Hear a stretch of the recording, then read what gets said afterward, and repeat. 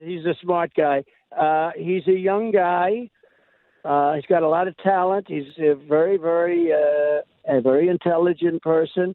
He's got good energy, and he could be in some form of something. I tell you, I think he'd be very good.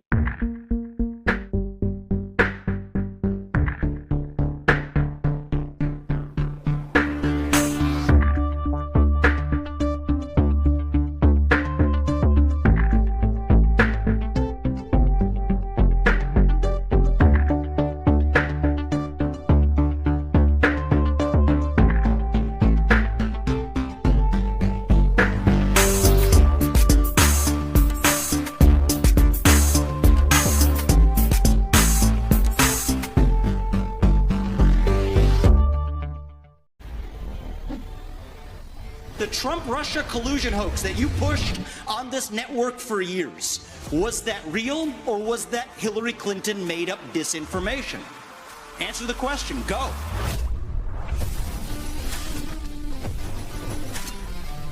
I say this as a member of my generation. I'm 38 years old. I'm the youngest person ever to run for U.S. president as a Republican.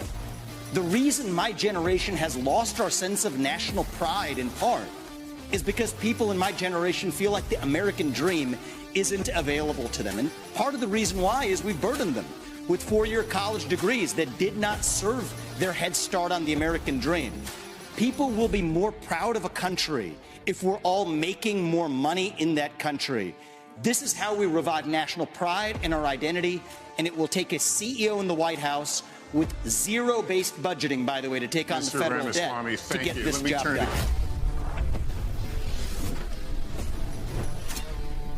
I want to be careful to avoid making the mistakes from the neocon establishment of the past.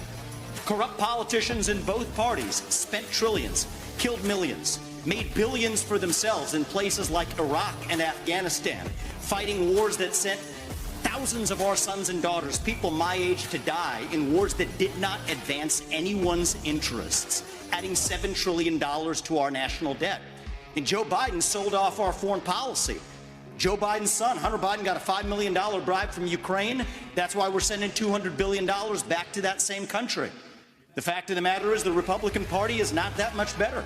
You have the likes of Nikki Haley, who stepped down from her time at the UN. Bankrupt or in debt was her family. Then she becomes a military contractor. She joins the board of Boeing and otherwise, and is now a multimillionaire. So I think that that's wrong when Republicans do it or Democrats do it. That's the choice we face. Do you want a leader from a different generation who's going to put this country first? Or do you want Dick Cheney in 3-inch heels? All right, Mr. In which case, we've got two of them on stage tonight. Weigh in on this, Sure. ways that you can improve people's financial condition in the short term. Right, and as a CEO, the economic question is core to my vision and policy prescription for this country. Increase the supply of everything. It's the law of supplies and demand. Increase the supply of energy. That brings down the cost of energy, grows the economy. Drill, frack, burn coal, embrace nuclear. Increase the supply of labor in this country. Stop using our taxpayer money to pay people more to stay at home instead of to go to work. Increase the supply of housing. People don't talk about this one in the Republican Party. The land use restrictions are constricting the supply of housing. That's making housing more expensive for ordinary Americans across this country. So that's the true answer. And I think it takes a CEO in the White House who actually understands this to get this done. Because Americans at home, they know the Bidenomics is a lie. Prices are going up. Interest rates and mortgages to buy your home are going up. But wages have remained flat. That's the hard diagnosis for our economy. We've talked a lot about foreign wars tonight, but we're in the middle of a war right here at home. It's a war not between black and white or Democrat and Republican. It's between those of us who believe in our founding ideals and love this country and a fringe minority who hates the United States of America.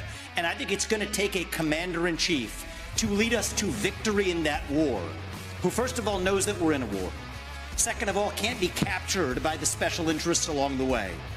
But third is from the next generation, somebody with fresh legs to lead us to victory. I'll shut down the deep state. I'll declare economic independence from China.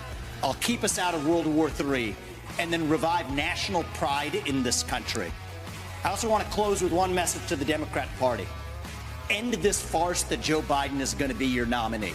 We know he's not even the President of the United States. He's a puppet for the managerial class. So have the guts to step up and be honest about who you're actually going to put up so we can have an honest debate.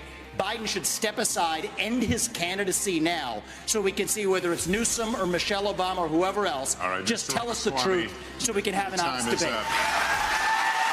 Ambassador.